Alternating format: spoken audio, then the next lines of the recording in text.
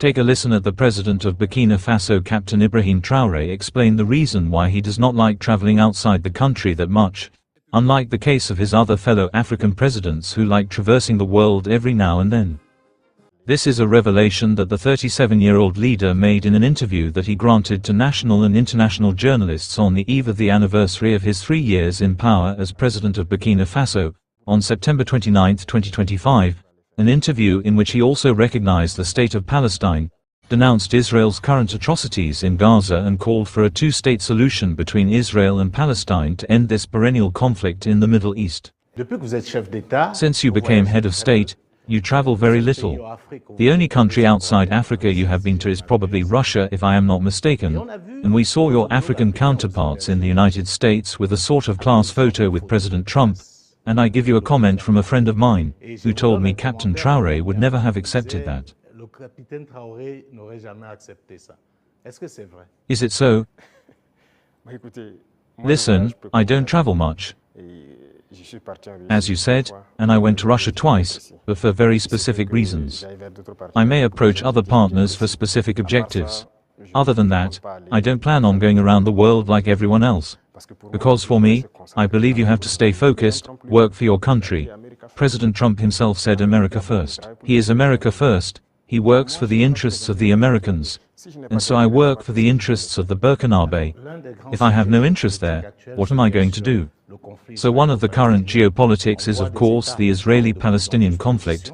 We see states taking more and more positions. We have seen Western European states, not to name them, say that they are going to recognize the Palestinian state, and this is a strong sign, but as usual Africa is almost silent.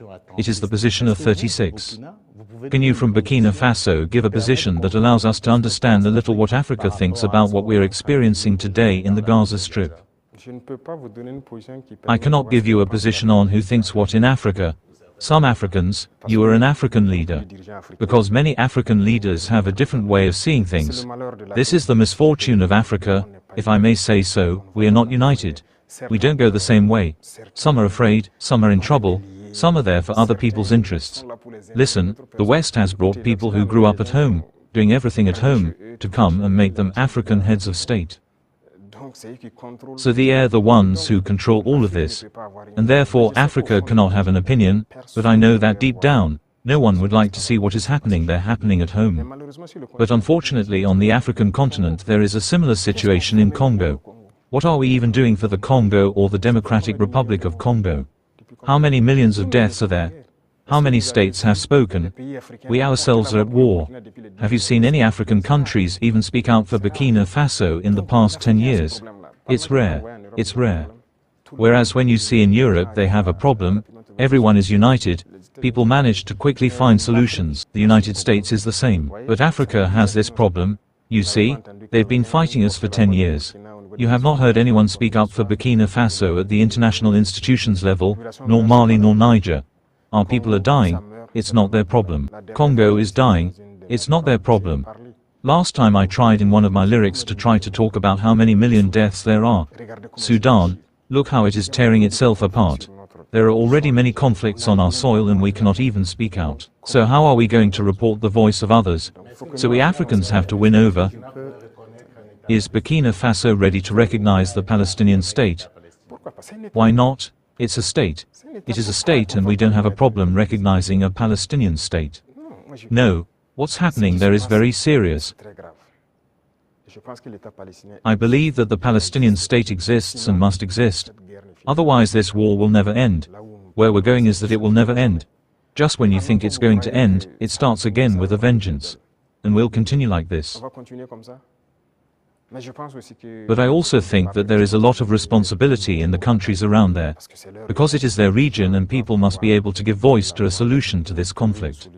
That's it, and as for us, we continue to fight here and the Burkina Faso state which must remain, that's what is most important, and we are fighting for our Burkina Faso state.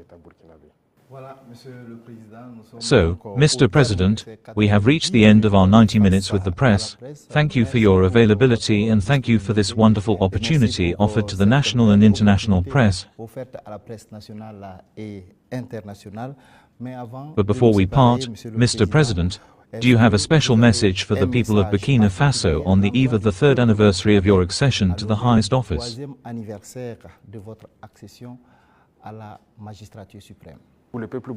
the Burkinabe people, and we have been here for 3 years and we have been moving forward, I first have words of thanks. Heartfelt thanks because the people remained focused on listening to the message we conveyed.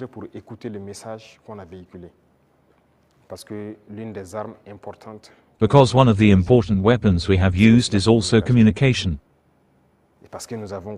And because we understood that imperialists are still using communication to destroy Africa. Because all the conflict that is happening is manipulation. These are manipulations. Look, I'll take the case of Sudan again. 2 groups are manipulated by powers. Shouldn't we at some point talk to each other, sit down, exploit our resources together, support our populations instead of continuing to tear each other apart? Everything like the assassination of political leaders in Africa, the wars and everything, is through communication that has been manipulated. And communication is very important. And for the Burkinabe people, we're focused on getting the message across, and we will continue to communicate to make them understand what we are doing and where we are going. That's the most important thing. Secondly, I also thank God who has allowed us to be able, despite the war, to take action and communicate so that these people understand that a better tomorrow is possible, that hope is allowed. And as long as people keep that hope, we'll get to where we want to be. And the last thing is this security situation that we have, to reassure that the war will end in Burkina Faso. We will live in peace, we will do what we have to do with our wealth and we will develop. That's a certainty. We will achieve the dream we have for Burkina Faso. We will continue to address the important issues of terrorism. We will continue to conquer them like what we were able to do in 2025 with this great army. There are several other places where terrorist gold mining continues and everything to supply them. We will recover all these areas and there is hope. So, good luck to everyone and stay focused, resilient, and we will continue to talk to each other. That's the most important thing. Once we talk, we understand each other and we move forward. Thanks. Thank you, Mr. President. That will be the end of it. Thank you, dear colleagues, for your various questions addressed to the President of Faso, Captain Ibrahim Traore. Thank you, dear viewers, for following this interview with great interest. Restez donc en compagnie de nos programmes. Merci.